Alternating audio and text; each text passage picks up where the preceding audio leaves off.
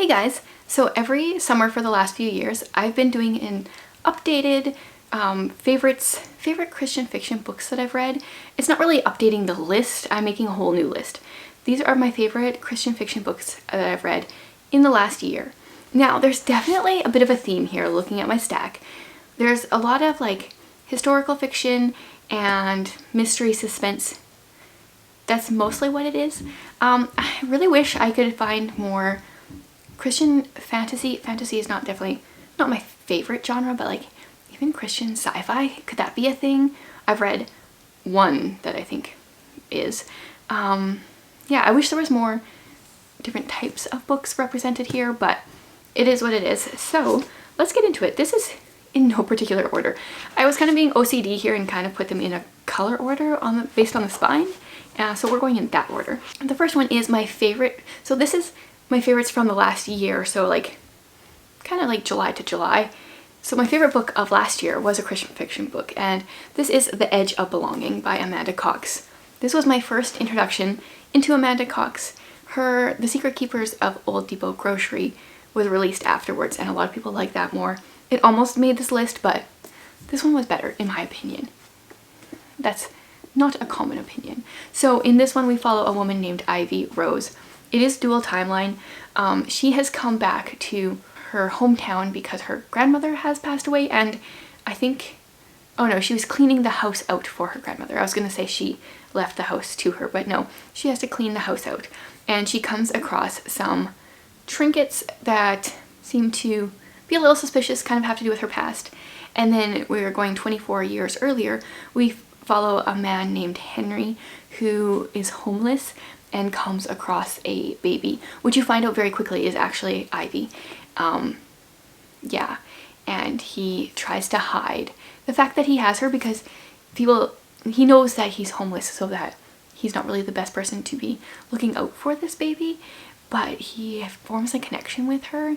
And yeah, this book, like, I had literal tears streaming down my face by the time I was done.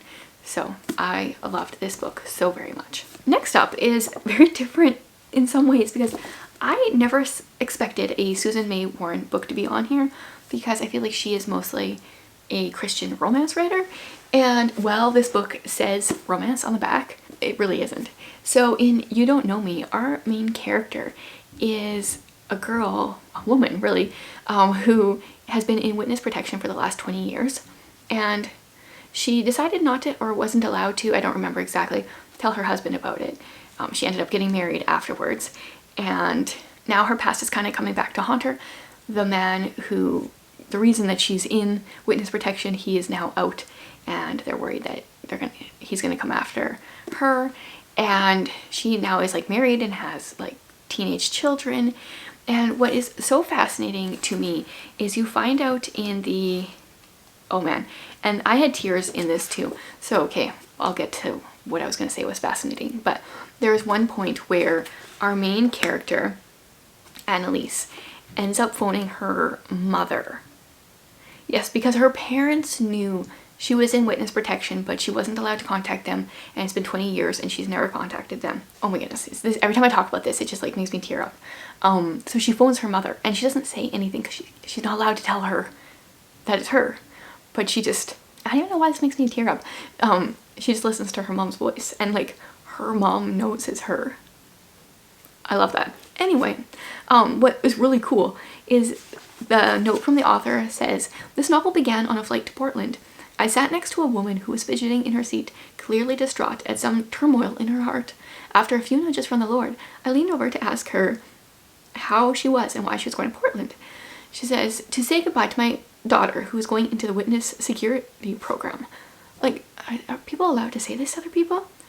"She looked at me wearing a haunted expression. She witnessed a murder, and now the family of the convicted killer is threatening her." And then the author actually like went on to ask her more questions and stuff, but like, how crazy is that? I love that she turned it into a story. Okay, on to a different note, something that shouldn't make me tear up this time. That is pretty much the entire Kaylee, no, this is not. This is the Quantum Profiles. I will get the series name right someday. This is Nightfall. And I read all 3 of the books from this series in the last year. She is the author of the Kaylee Quinn Profiler series. I also really enjoyed that one. This one one starts out kind of creepy. It starts out with a nursery rhyme, and it's called The Train Man, and this is how a serial killer he considers himself the train man. It's a really, really creepy nursery rhyme, not really so much. So we follow Alex Donovan. She is a behavioral analyst, and she in this kind of has to confront her past, which has some cult vibes, which, you know, I'm always there for. Find them fascinating, because her aunt was actually in a cult, and now there's something going on with a serial killer that seems to have to do with that same cult. So very interesting. This first one was the only one that had to do with a cult, but I enjoyed the whole series. Okay, then we've got the newest Jamie Jo Wright, The Souls of Lost Lake. You guys, some people really loved this series and some people like really did not. Actually, not a series, it's a book. A lot of people did not finish this book that I'm aware of, but everyone that I know that actually finished it really enjoyed it, if that makes sense. So in this one, our main character, dual timeline again. So we've got Ren, who is present day. She is living and working at a camp for kids. Her dad kind of runs it, and there is a missing child at the time. And then we're going back to 1930, and we've got a woman named Ava. The town thinks she killed her family, even though they know she couldn't have actually killed her family. And there are some things in the present day timeline that have to do with like the back in the day timeline, and I really, really, really enjoyed this. I read it so quickly, and the font in this book is tiny, and I just cruised through it. I'm gonna like highly recommend all of these books. Trigger warnings though for this one. I guess there is a missing child. It ends up okay though. And then there is also, it's kind of gory because Ava, well, the town blames her for her family's murder. She witnessed it but doesn't remember it. So slowly through the book she is remembering it, and it was a bit gruesome. So trigger warnings for that, I guess. Okay, then we got another surprise to me. I don't even know why I picked this one up. Like, I got this in a no, I think I picked this one up from Book Outlet. I was gonna say, this one I got from a Christian fiction mystery box. Totally didn't think I was gonna like it. This one I just randomly picked up because I was like, oh, it's a Christian author and maybe I'll like it, but not thinking that I would based off of the cover. This is Lady Jayne Disappears. This book was so fascinating to me and has started my spiral of historical fiction reading in the last 2 months. So our main character is a woman named Orly. I never know how to say her name. Her father dies, and it turns out like he was in a debtor's prison and she grew up in the debtor's prison with him. So that has like spiraled me into reading more about that and kind of like Dickens and the stuff that he wrote about debtor's prisons and that time period. Very interesting. But she goes to live with her aunt and uncle or I guess just her aunt, who's been there the entire time, didn't realize that her niece was sitting in a debtor's prison for 20 years. I mean, she was allowed to leave and come back because it wasn't prison like it's considered, or like prison is these days, but it's very interesting. So Orly is trying to figure out this mystery of Lady Jayne while living in this house where no one really knows. Her aunt has told her not to tell anyone where she comes from or who she is, and so people talk about her dad, but she's not allowed to say like he's her dad. And so these are set in the Victorian times, Joanne Davidson Politano's books, but I feel like the faith elements are probably not typical for that time period. Like if you could see, can you see all my tabs? There was just so many things I was really liking, but there was so many good lines. Like here it's talking about this character, and so Orly felt compelled to pray for this character's future husband. His role took on even greater importance. He would be the father of her secret child. He would set about righting the lies she believed about herself and her worth. How great was God to use husbands so often in that task. Like, that isn't even, I feel like that's such a good paragraph, but that's not even abnormal for the book. There were so many lines like that. I think I read this one on my wrap up when I was talking about this. So this is a servant talking about the family that she serves, This house simply oozes religion, but has precious little of God. They've even built their own chapel right on the grounds, which, I might add, has likely never heard a sermon on decent human kindness. She appeared to place a fuzzy towel and dressing gown on the chair and remove my wet clothes from the floor, then disappeared again. How like Jesus, serving his followers, and how unlike the family that was supposed to love me as one of their own. So, very, very good. Love this one. Okay, then this is Colleen Coble's One Little Lie. I think, well, this is definitely my favorite Colleen Coble I've ever read, and that probably has to do with the cult vibes. So we're following Jayne. She is the interim sheriff for this town called Pelican Harbor, and what's interesting is that Jayne actually grew up in a cult, or her parents left the cult when she was, no, just her dad left the cult when she was 16ish, 17ish, and so she has a lot of like flashbacks to that.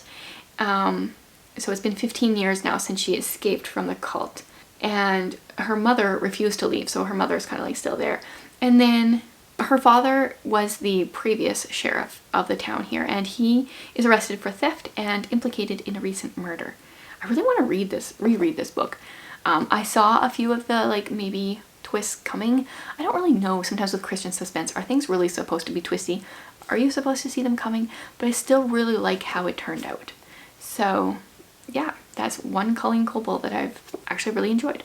Okay, this next one, it's been almost a year since I read it, but I still really, every time I think back to it, I'm like, oh, I really enjoyed that one. That is Relative Silence by Carrie Stewart Parks. In my last video on this topic last year, I think I was currently reading one of her books. One of them made the list, and I said, oh, the one I'm currently reading will probably make it. But now I read this one, and this one is on the list for this year. So she's written a lot of really good books.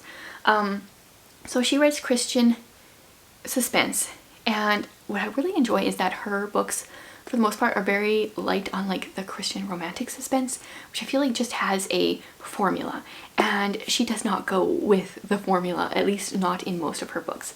And this one includes a private island that is apparently haunted. We've got a family where the children are all named after birds, just to make things different. So we're following Piper. She has returned to her family's island. Some of the past is coming back to haunt Piper. The reason that the island is considered haunted is because of a death that occurred years before, and now there's a little bit of deja vu going on, and she's trying to figure out what's going on. And this book had so many twists.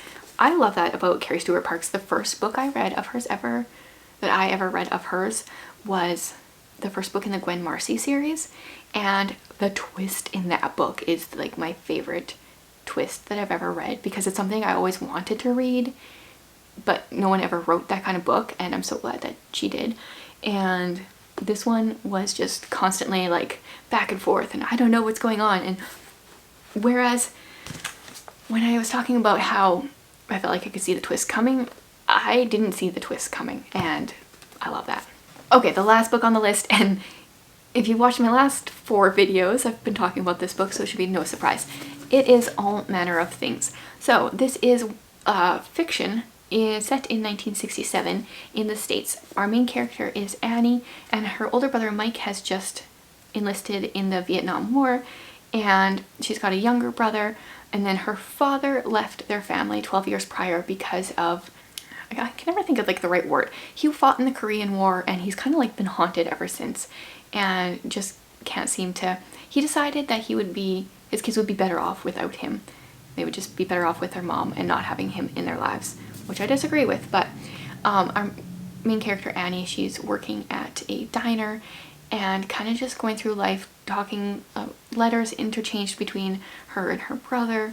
Different things are going on. They've got a grandfather that has Alzheimer's or dementia, and she's got a friend that someone moves to town, a new guy moves to town, and he's black, and she becomes his friend, and that's kind of a thing. And there's so many heavy, hard-hitting topics that are talked about in this book, but it doesn't feel like she was going in with an agenda of like, I'm going to hit every single topic I possibly can. It all felt very natural and very good. I cried 3 times before I hit page 170, that far. And then I don't even know, I lost count as to how many times this made me like choke up. So I highly recommend this and all the other books on the list, obviously, because I made this list. So over the course of the summer, I'm going to be doing my favorite books either from the last year or longer in different genres, but let me know if you have a specific genre you want to see next. That will help me prioritize which one I should do next. So thanks for watching. Leave a comment below and tell me 1 to 3 of your favorite Christian fiction books. Also, if you have Christian fantasy or like sci-fi recommendations, I would love those. I have a couple books in those genres on my previous year's videos, but like I said, not on this year's. So hopefully next year. So thanks for being here, guys.